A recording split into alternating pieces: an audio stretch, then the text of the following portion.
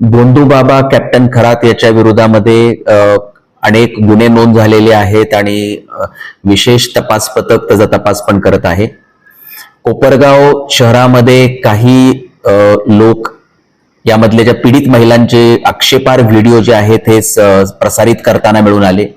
यामध्ये विशेष करून एक BMW नावाचा ग्रुप होता की ज्यामध्ये मोठ्या प्रमाणावरती प्रसारित होत होते.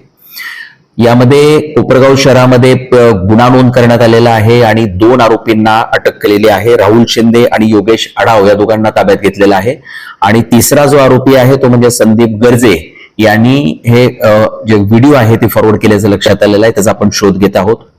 नागरिकांना याद्वारे आवाहन करण्यात येत आहे की ही म्हणजे संवेदनशील हे जे व्हिडिओज आहेत हे आपण कृपया कोणत्याही प्रसार माध्यमामध्ये किंवा सोशल मीडियामध्ये आपण प्रसारित करू नये. धन्यवाद.